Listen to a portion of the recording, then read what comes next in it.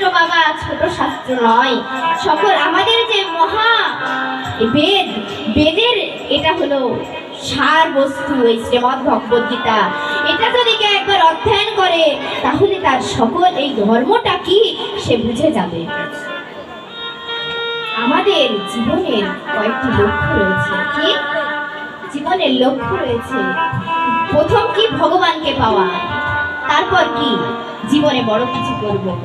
ভগবানের চরণ একবার আশ্রয় করে দেখুন, ভগবানের নাম একবার করে দেখুন। নিজের সন্তান পাশে বসে রয়েছে, সন্তান বলছে চলো মা গিয়ে বাজার থেকে খেলনা নিয়ে আসি, তাহলে তখন সন্তানকে বলতে হবে যে বাবা এই কলিযুগের এই খেলনা নিয়ে লাভ নাই, তোর তোর কোন খেলনা নিবি?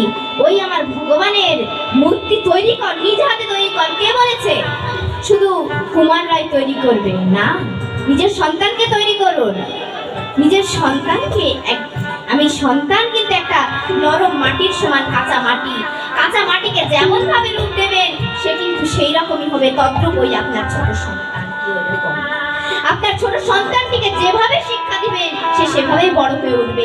তাকে যদি আপনি ভগবানের রূপ দেন তাহলে ভগবানের রূপ হবে, তাকে যদি আপনি খারাপ রূপ দেন, চোরের রূপ দেন, চোরের রূপই লাভ করবে। অতএব সন্তানকে এমন ভাবে তৈরি করুন যাতে আপনার ওই কি স্বর্গের দরজা আপনার জন্য খোলা থাকে।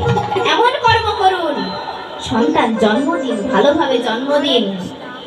একজন কৃষক চাষাবাদ করছে, তার মনে কোনো ধর্মভাব নাই, তাহলে কি সে ফসল ভালো হবে? আর যখন হরিনাম করতে করতে বীজ বপন করা হচ্ছে তখন সেই ফসলটা ভালো হবে।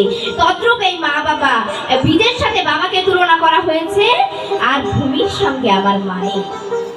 তাহলে আমরা যেরকম ভাবে সন্তানের জন্ম দেব সন্তানরাও ঠিক ওইভাবেই সৃষ্টি হবে। আমার মহাগুরুকে, আমার গুরু হলো, আমার প্রথম গুরু হলো আমার পিতা মাতা। আমার প্রথম গুরু আমার পিতা মাতা। আমার প্রথম গুরু হলো আমার পিতা মাতা। তাদের চরণে আমাদের প্রণাম করতে হবে সবসময় দিনে। আজকে বলুন তো কে কে মা বাবার চরণে প্রণাম করে বের হয়েছে? যাদের মা বাবা রয়েছে কে কে বলুন তো, একবার হাত চাড়ুন। এটা হারিয়ে গেছে বাবা, আমি বলছি মনুষ্যত্ব নাই মানুষের ভেতরে, শ্রদ্ধা ভাব নাই। মা, আমার মা বিছানায় পড়ে আছে, এই থাকলো কি না থাকলো, চলে গেল, হলো না। মা বাবাকে ভালোবাসা শিখুন। যার জন্য ধরাধামে এসেছেন, এই কলিযুগের মুখ দেখতে পেয়েছেন, এত সুন্দর পৃথিবী দেখতে পেয়েছেন, তাকেই আপনি ভালোবাসলেন না, তারই আপনি যত্ন নিলেন না, তবে আপনি কিসের সন্তান? আপনি সন্তান নামে কলঙ্ক। আমার কথাগুলো কি ভালো লাগছে? হয়তো একটু কঠোর হচ্ছে, ভালো লাগলে বলবো, না হলে গীতা মাত্র দিয়ে শেষ করে দিব। আমাদের ভগবানের কর্ম করতে হবে। আমি বারে বারে বলি, দেখুন ধীরে ধীরে আমাদের ধর্মটা কোন নিম্ন স্তরে চলে যাচ্ছে। আমার প্রভুপাদ, স্বামী প্রভুপাদ স্কন্ধের নিয়ে এসে নতুন আমার ধর্মকে জাগ্রত করছে। আপনারা জাগ্রত হন। কত করে বলছে যে ধর্মশাস্ত্রটা অধ্যয়ন করুন। যখন সন্তানটা বড় হলো তখন তার হাতে গীতা শাস্ত্রটি তুলে দিয়ে বলুন, তোর এটাই প্রথম পুঁথি বাবা, এটা তুই পড়। পড়লে এর ভিতর কি আছে বাবা? একটা কথা বলি, যদি আপনি একটি ফল নিয়ে এসেছেন, সুস্বাদু ফল কোনোদিন খাননি, আপনার পরিবারের কেউ খায়নি, আপনি আপনার সন্তানকে নিয়ে যে বলছেন যে বাবা এই ফলটা খা, ওই সন্তান কি খাবে? অবশ্যই খাবে না, কারণ পিতামাতার দেখে সন্তানরা শিখবে। অতএব বাবা মাকে আগে ওই ফলটি খেতে হবে, তারপর সন্তান খাবে। এই ধর্ম জগৎটাও এরকম, মা বাবা যদি ধর্মের ভিতর না ঢুকতে পারে ওই সন্তান কখনো ডুববে না, সন্তানকে ডুবতে হবে। আমার পাশে আমার উপবিষ্ট আমার পিতা, যার সঙ্গে প্রত্যেক দিন আমার বাবা, দেখুন অনেক বাবারা আছেন, সব বাবারা না, চায়ের স্টলে গিয়ে বসে থাকেন।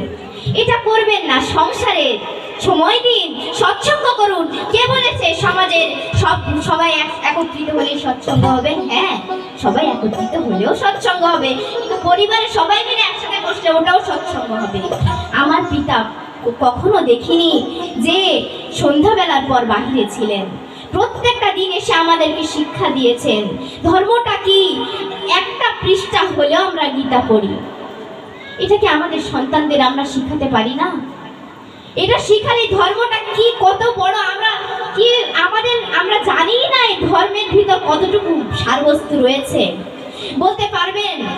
কেউ বলতে পারবেন কতখানি শ্লোক আছে এই শ্রীমদ্ ভগবদ গীতায়? বলতে পারবেন না। তাহলে দেখুন, আমাদের এই গীতা শাস্ত্রটা অধ্যয়ন করতে হবে।